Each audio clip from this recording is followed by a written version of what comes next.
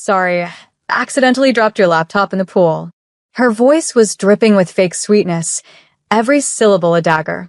My $2,000 laptop hissed and sank under chlorinated water while she twirled her hair like it was nothing more than a spilled drink. And the reason? Because I said no. Because I wouldn't hand over $29,000 for her ridiculous business idea that even a child could see was doomed to fail. My sister smiled, smug. And then my mother, sitting pretty on the patio chair, sipping her coffee, added salt to the wound. It was just an accident, she said, as if accidents giggled while they watched your life dissolve into bubbles. I didn't argue. Not a word. Because silence can be sharper than glass, and I was done bleeding for people who thrived on my pain. My name is Rachel Monroe. And if you think you know how this ends, stay tuned. Because what happens when betrayal becomes a blueprint for revenge? That night, while the house slept under the hum of cicadas, I made calls. Quiet ones. Calculated ones. I changed a few passwords, updated some settings, locked doors she didn't even know existed. The truth is, revenge doesn't always need fire. Sometimes it only needs fingers, codes, and timing. At 6:15 a.m., when the sun was barely a whisper on the horizon, she woke to something she never saw coming. Her screams split the morning air like sirens. And for the first time in years, I smiled. Because this wasn't about a laptop. It wasn't about $29,000. It was about teaching her and everyone else that some accidents can't be swept under the rug. This was only the beginning. Her scream rattled the house awake. At 6:15 a.m., my sister barreled into the kitchen barefoot, hair wild, clutching her phone like it had betrayed her. My accounts are gone, she shrieked, shoving the screen in front of my mother. All my money. It's locked, Rachel. Mom looked up from her mug, frowning, but calm in that way only mothers can be when they refuse to see the monster in their golden child. I'm sure it's a mistake, honey. Banks glitch sometimes. But I knew better. Because it wasn't a glitch. It was me. I stir my coffee, slow and steady, pretending not to notice the storm unraveling 3 feet away. Maybe, I said softly, you should have been more careful with your passwords. Her eyes snapped to mine, sharp, venomous. She knew. She didn't have proof, but she knew. This is because of last night, isn't it? She spat. Because of your stupid laptop? Get over it, Rachel. I said I was sorry. Sorry. That word dangled between us like a noose. Sorry doesn't bring back years of work. Sorry doesn't replace shattered trust. Sorry doesn't sound like giggles echoing over a drowned hard drive. Maybe you should have been more careful with your business plans, I replied, taking another sip. Her face flushed crimson, her jaw tightening. You're pathetic. You'll regret this. But the truth? I didn't regret anything. Not the midnight calls, not the password resets, not the locked accounts. Because I wasn't just after revenge. I was after balance. For years, I'd carried the weight of her selfishness, the loans she never paid back, the lies she told, the chaos she left behind while Mom cleaned up her mess with excuses. And when I finally said no, she drowned my future in a pool and laughed. No. Balance was overdue. Mom reached for her hand, placating.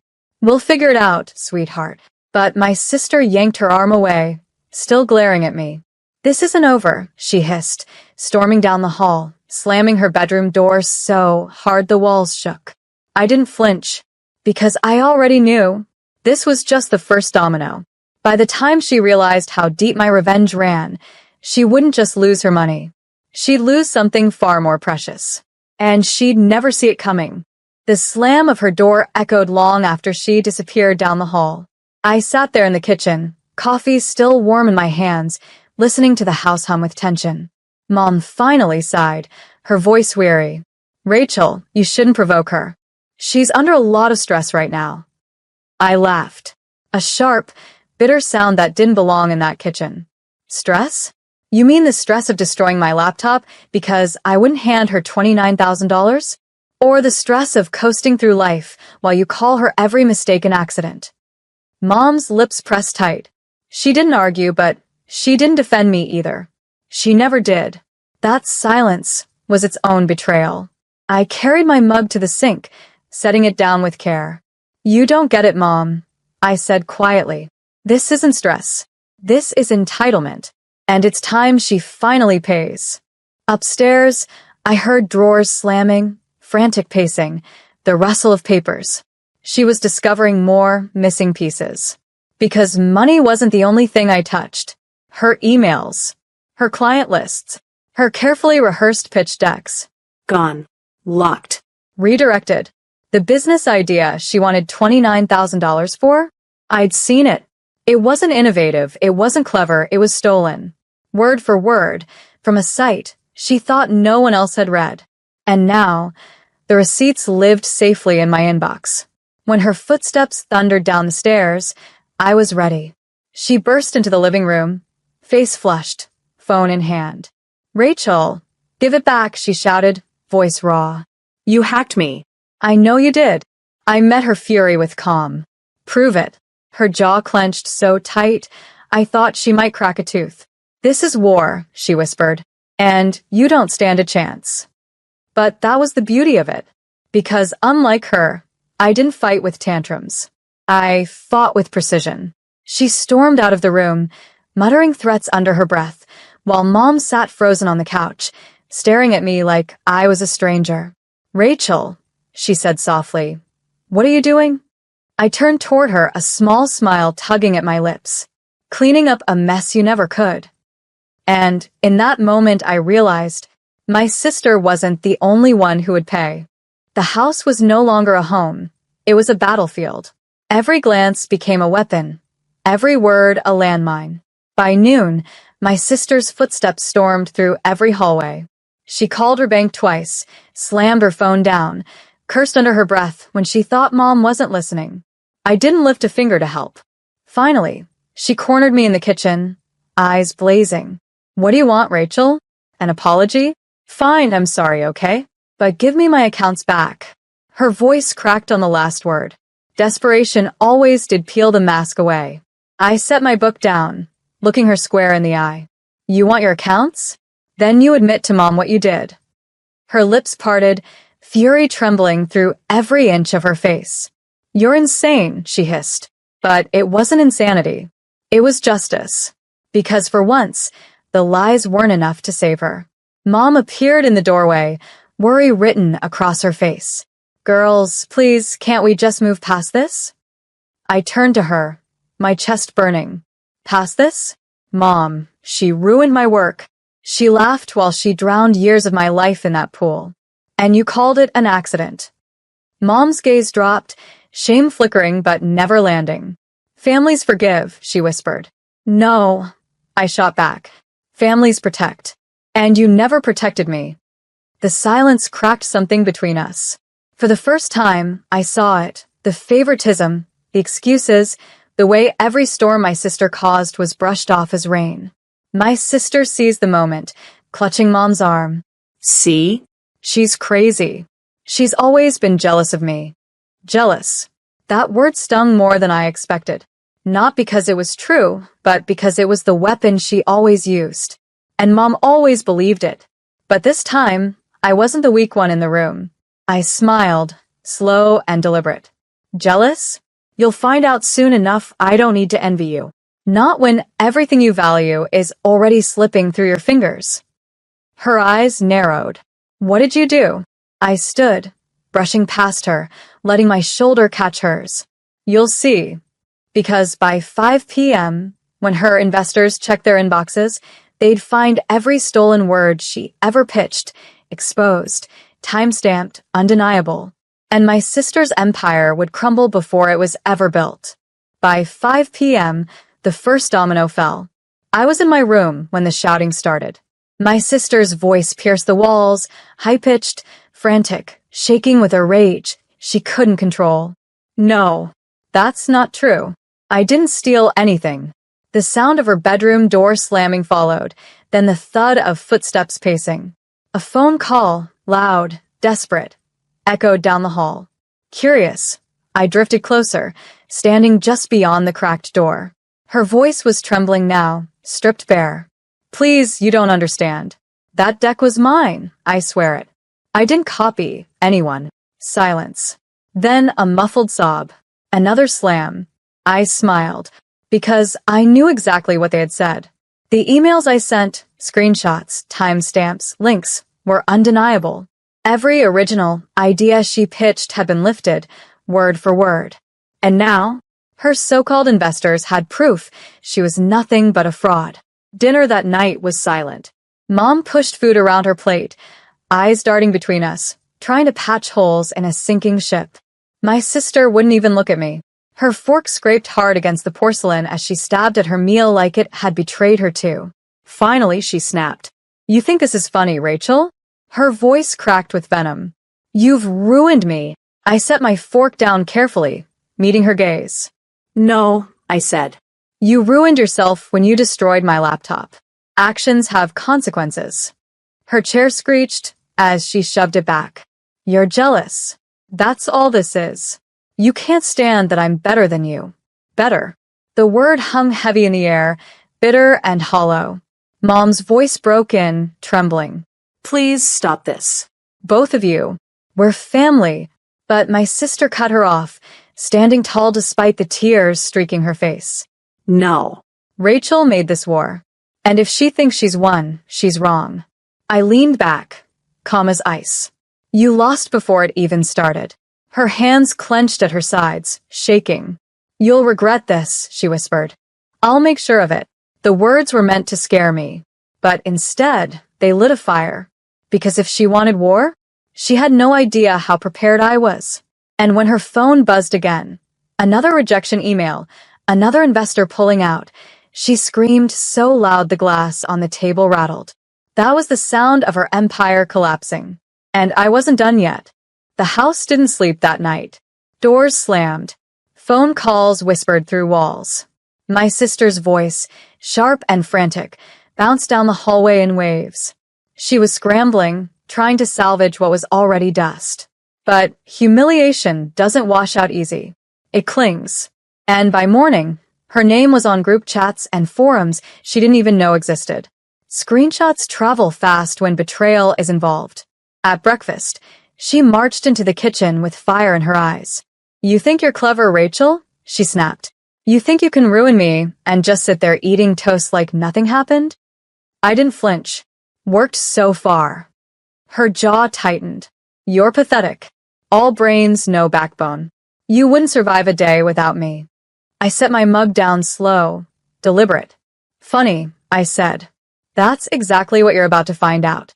She frowned, confusion flickering. Because while she thought this was about money and business, she had noticed the other strings I'd already pulled. Credit cards flagged. Her online subscriptions cut. Her phone plan canceled at 2 a.m. just as she was begging an investor not to walk away. I didn't just clip her wings. I plucked every feather. She tried a new tactic, tears. Her voice cracked, raw and pitiful. "Mom, tell her to stop. She's destroying me." Mom looked at me, eyes wide, helpless. "Rachel, maybe this has gone too far." Too far. The words sank like lead. Where was that warning when my laptop sank to the bottom of a pool? Where was that warning when years of my work dissolved while they both laughed it off? I turned to Mom, calm as glass. "No, this is balance. For once, she's living the life she built instead of the one you excused." My sister's tears dried in an instant, rage flashing back across her face. "You think this is balance? You're wrong. You've made an enemy you can't beat." Her voice was venom, but her hands trembled as her phone buzzed again. Another rejection. Another door slamming shut. She looked at me then, and something in her eyes shifted. Not anger, not grief. Fear.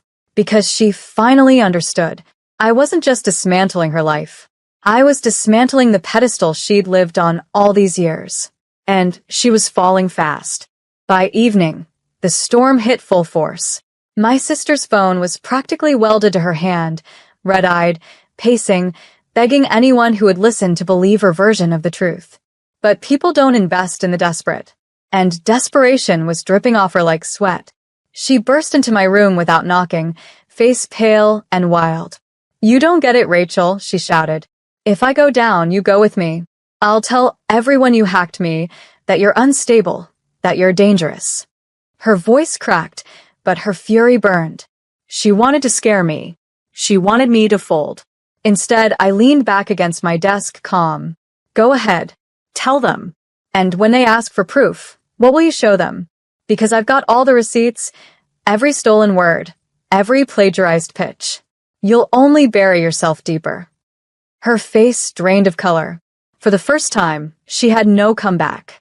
"You ruined everything," she whispered, her voice breaking.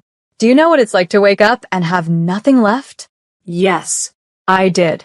I remembered the hiss of my laptop sinking, the laughter that followed, the hollow pit in my stomach as years of work vanished. I knew exactly what it felt like. "That's the point," I said softly. Her hands shook at her sides.